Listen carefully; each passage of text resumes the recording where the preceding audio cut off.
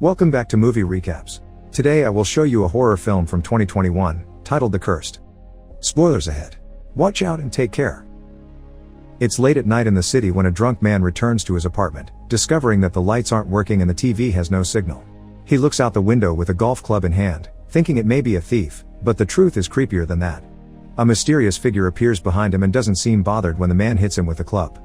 As a weird tattoo appears on his wrist that makes his skin go black, the mysterious figure attacks the man, throwing him around and causing him to get infected by something weird on the spot where he touches him.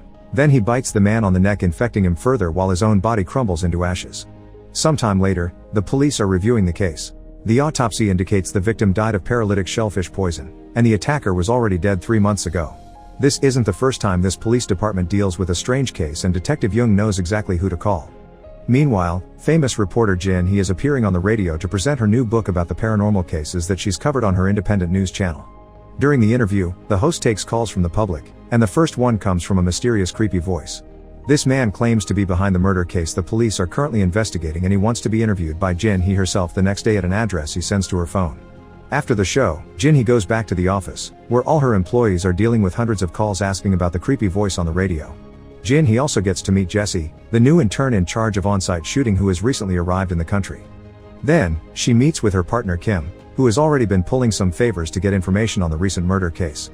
The victim had been a researcher at Seung-gil Pharmaceutical, but there are no clues on the killer other than he's been dead for 3 months and his hoodie had an identification number. Kim has put his hands on a bunch of pictures as well, and Jin Hee gets to see the tattoo on the attacker's wrist, confirming it's the type used to cast a spell. They're suddenly interrupted by Jung, who has come to talk about the voice on the radio both as a cop and as Jin Hee's husband. He doesn't want her to do the interview because it's very dangerous, but Jin Hee doesn't care because this may be the only chance to catch the killer. Jung accepts that's true and lets her do the interview under the condition the police will be guarding her, which Jin Hee accepts. After Jung leaves, Kim shows Jin Hee a video he was sent from Japan where a young witch is conducting an exorcism in a haunted house. Jin Hee recognizes this girl as So Jin, who had been involved in some of the cases Jin Hee wrote about. Later, Jin Hee goes to a cafe where she remembers the case she investigated with So Jin and learned about the girl's powers. Suddenly, all the lights go out and Jin Hee is attacked by the hoodie killer. However, as soon as the attacker grabs her by the neck, he drops her and twists his body on the floor, revealing So Jin behind him wearing her witch clothes. At that moment, Jin Hee wakes up and realizes it was all a dream. The next day, Jin Hee and her crew get ready to stream the interview while the police watch through security cameras. The man that arrives is Mr. Park, who gives out his ID number to confirm he's saying a real name. The police check he has no criminal record, but he had been reported as missing. Park explains he's a spellcaster that can manipulate dead bodies, and he was the one that sent that zombie to commit murder 2 days ago. He's asked for this interview because he wants to warn everyone that he'll kill 3 more people soon, and the names he mentions as his future victims are all the higher-ups from Seung-gil Pharmaceutical. If they want to stop Park from killing more people on the dates he proceeds to list, then the company's chairman must come to Jin Hee's show to offer an apology, which Jin Hee will have to make sure is sincere. Then, Park takes out a knife to bring Jin Hee as hostage on his way out. Jesse follows them with the camera to keep the stream going, and the cops rush to surround them. Park and Jin Hee enter the elevator and Jung manages to jump inside too before the doors close, but all the other agents will have to take the stairs. Jung and Park begin fighting, but Park shows extraordinary force and easily overpowers Jung. In the struggle, Jung's gun falls, so Jin Hee grabs it and shoots Park in the leg, but it doesn't bother Park at all. When they make it to the ground floor, Park uses the knife again to drag Jin Hee out with him to protect himself from the cops that are now surrounding them. Suddenly, Jin Hee notices the weird tattoo appearing on Park's wrist and realizes he isn't actually the killer, the real murderer has been using it to pass on his message. Park is just another zombie that crumbles to dust on the ground. Sometime later, the board members of Seung-gil Pharmaceutical review the interview to decide what to do. 2 of the future victims are there, Director Min Sub and CEO Lee.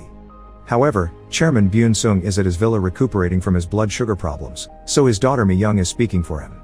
Min Sub is panicking because he was the first one on the list, but Mi Young refuses to call her father to avoid making his health worse. An argument ensues that is interrupted by Lee, who finally speaks up by saying they need to let the cops do their job and that company will assign plenty of bodyguards to Min Sub to keep him safe. After the meeting is over, Jung and his partner Kang ask Lee and Mi Young some questions. Mi Young explains that Park used to be the leader of the new R&D team, but he suddenly disappeared without doing the project handover.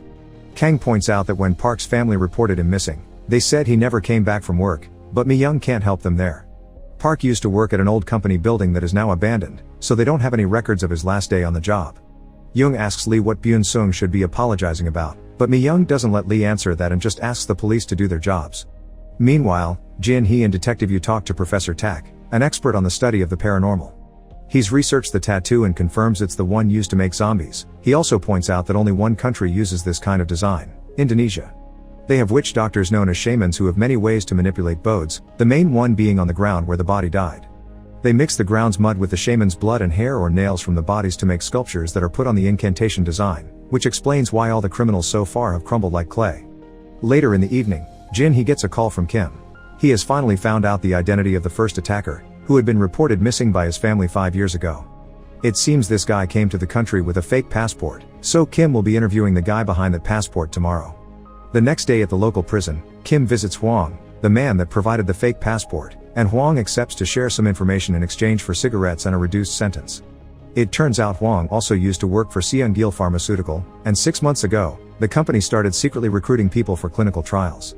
This job pays well, and all the recruits wore gray hoodies with a number on them.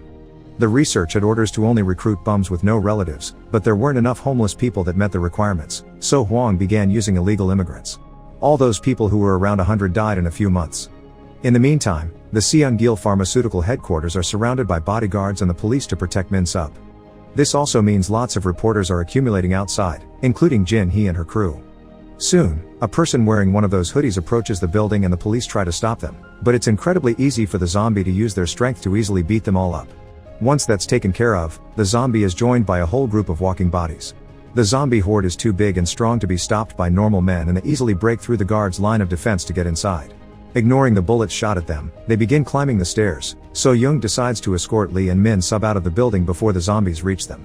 The group makes it to the elevator that will take them to the underground parking lot, and when the zombies notice this, they jump off the stairs to reach the ground floor faster since they can just stand up and put their bones back in place. Seeing the zombies go down, Jin Hee and her cameraman get in their van and go to the parking lot too, where they run over a couple of the creatures. This gives Young's group the chance to get in a car and escape, yet it isn't enough. The zombies just approach the cabs at the nearby avenue and kick the drivers off to take control and go after Young, starting a chase through the city. Jin Hee follows them as well so they can keep recording the whole thing for their stream. After lots of twists and turns, the cabs manage to surround Young's car and the zombies jump on it to try to attack the passengers.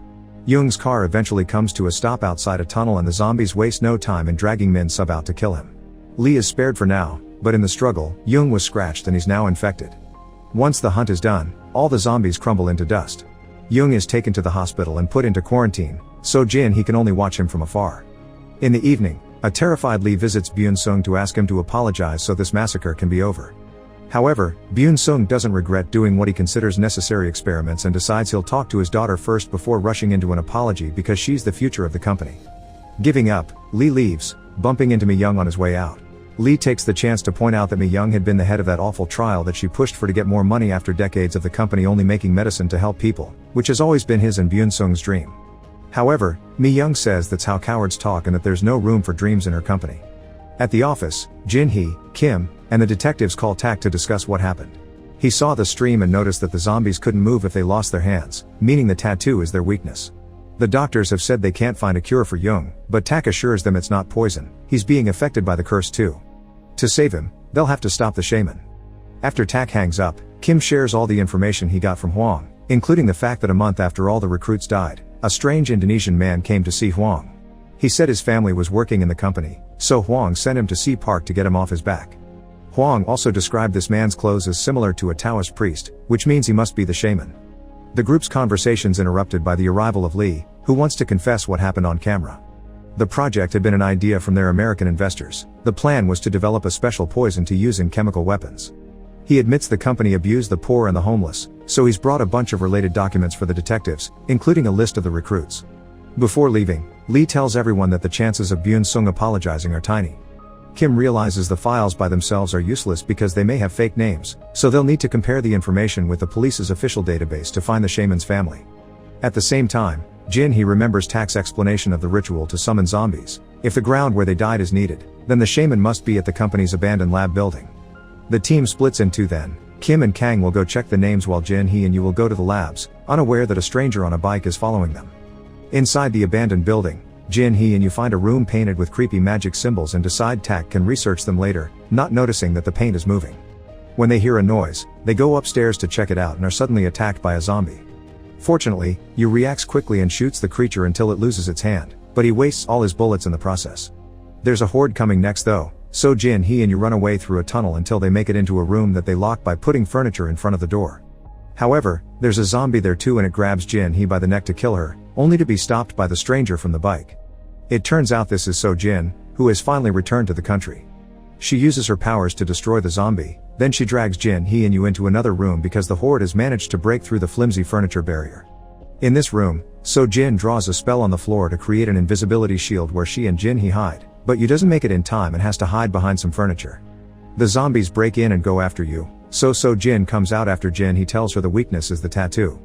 By using her powers on that tattoo, it's extremely easy for So Jin to fight the zombies and destroy them one by one. Now that it's truly over, So Jin and Jin Hee reunite with a hug. It's morning by the time they leave the building and So Jin shares what she's been doing all this time. She stayed in Japan for a while before moving to China, where a priest at a temple taught her how to control her powers. The So Jin that Jin Hee saw in her nightmare had truly been her, and after having this vision, So Jin decided to come back to protect Jin Hee. Their conversation is interrupted by Yu, who tells them he's learned Lee has ended things for himself, which has caused Byun Sung to accept to do the apology. Jin Hee rushes back to the city but So Jin decides to stay with Yu because she's sure her powers will be of help. The interview will be done at the Seungil Pharmaceuticals building, although Jin Hee still brings her team with her. After Jesse fixes the podium, Byun Sung comes in and apologizes to the general population for the recent incidents, promising to be a more responsible company from now on. However, the shaman wanted an apology for the trial victims and their families, not for the population, and Jin Hee reminds Byun Sung of this. The chairman isn't sure about that, but Mi-young tells him to do it to get this over with. Byun Sung sounds like a robot when he speaks because he doesn't actually mean the apology, and Jin Hee refuses to upload such a poor attitude, which starts an argument with Mi-young. Back at the abandoned lab, Tak, So Jin, and the cops investigate the spell room, which So Jin recognizes as the same invisibility spell she used. By quickly deleting the word written on the ground, So Jin makes the illusion disappear and reveals that the room is actually a long hallway. The group crosses it until they make it to a morgue where the ground has lots of spell symbols and the clay figurines Tak had described. When they open a door at the back, a powerful light throws them back and reveals another room where they finally find the shaman. His defenses hold the entire team to the ground except for So Jin, who tries to push through while destroying the zombies the shaman throws at her. Meanwhile, Kim and Kang finally make some progress, discovering one of the trial recruits had been Jesse. Kim sends a picture of the file to Jin Hee to warn her, and Jin Hee finally understands that she had been chosen to record this in order to give Jesse access to Byun Sung. The apology is still not sounding sincere, so Jessie finally reveals her tattoo and begins fighting the guards while Mi-young takes her father away to safety.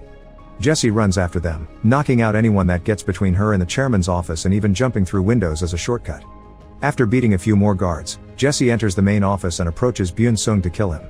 However, at that moment, So Jin finally manages to reach the shaman and uses her powers to kill him, which automatically kills Jessie as well. As the shaman dies, he looks at the last figurine which has Jessie's hair, thus So Jin hands it to him so he can leave this world together with his last relative. Back at the company, Mi-young takes advantage of all the bodyguards being unconscious to enter the office and, with the help of some tissue, grab one of Jessie's fingers. Then she uses it on her father to infect him as she explains it's time for him to go and let the new generation take over. As he dies, Byun Sung sees a bottle in Mi-young's hand and realizes Lee's death had actually been a murder.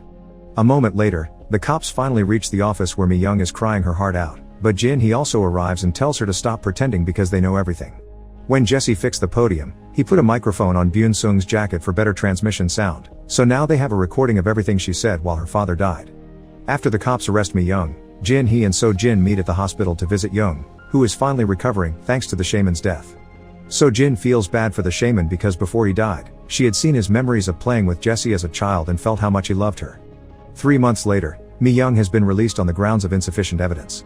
However, one afternoon, Jin Hee and So Jin approach her in the parking lot to make her confess if she doesn't want to get horrible magical consequences. Meanwhile, an employee at a small local company is being paid pennies for his work. After his shift is over, he decides to drink for a while, and his drunk wandering around town makes him find a mysterious man drawing a spell on the ground. Desperate for a better life, the man asks the stranger for his help. Make sure to subscribe and turn on notifications so you can watch more videos like this. Thanks for watching.